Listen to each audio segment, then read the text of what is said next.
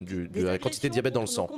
On écoute le RN, Pascal Borde. Auxquels nous avons assisté en Israël avec les attaques terroristes du Hamas nous rappelle que l'ignominie des hommes et les idéologies de haine sont prêtes à surgir dès que nous baissons la garde, dès que la défense du bien plie devant la faiblesse, dès que le souci de l'avenir cède à l'imprévision. En faisant le choix inconsidéré de faire rentrer en France sans discernement ni contrôle des millions d'immigrés, la classe politique a aussi fait entrer et même organisé l'entrée dans notre pays de gens prosélytes porteurs d'une idéologie sanguinaire, l'islamisme.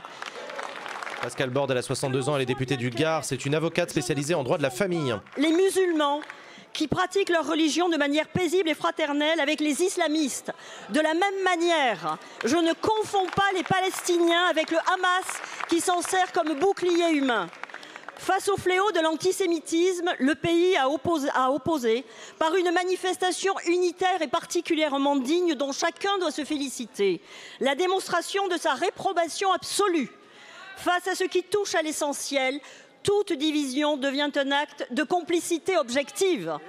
Pour autant, parce que nous le devons à l'histoire, parce que nous le devons aux victimes de cette barbarie, mais aussi pour l'avenir, parce que nous le devons à nos enfants, les protestations, aussi éplorées que fortes soient-elles, ne suffisent pas. Pascal Borde, donc, qui fait un lien direct entre l'immigration musulmane et l'islamisme, et donc l'antisémitisme. Elle fait une référence à la manifestation qui a eu lieu dimanche, la manifestation unitaire, mais à laquelle tout le monde ne participait pas.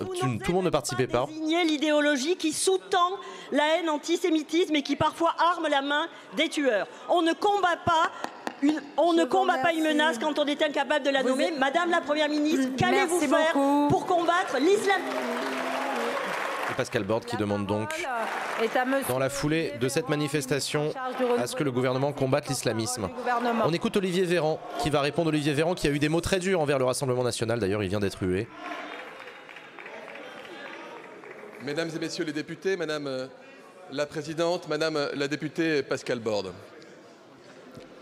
Koulibaly, Mohamed Merah et de nombreux autres djihadistes ont commis des attentats antisémites sur notre sol au nom de l'idéologie islamiste, et cela, personne ne le nie. Le gouvernement lutte avec acharnement contre... Le gouvernement, monsieur le député... Habib, s'il vous plaît. Meyer Habib qui n'est pas d'accord. Monsieur Habib, encore une fois, je vous rappelle à l'ordre. Le gouvernement lutte avec détermination, évidemment, contre le fanatisme... Rappel à l'ordre. Monsieur le ministre. Rappel à l'ordre de Meyer Habib, député des Français établis hors de France en Israël. Contre le radicalisme islamiste qui tue, contre le radicalisme islamiste qui commet des actes antisémites. Le gouvernement, Madame la députée, vous avez commencé par poser une question sur l'antisémitisme et vous la terminez par la lutte contre l'islamisme. En réalité, le gouvernement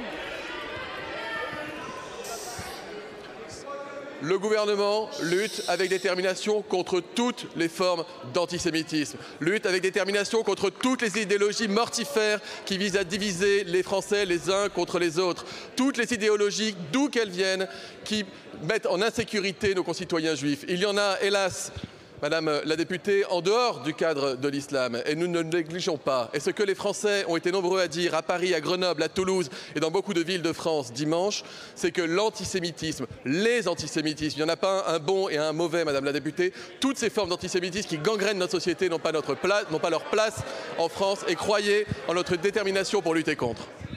Je vous remercie, monsieur le ministre. Olivier Véran, qui avait fait parler de lui lorsqu'il avait critiqué la présence du Rassemblement national à la manifestation unitaire de dimanche contre l'antisémitisme. La parole est à monsieur le président.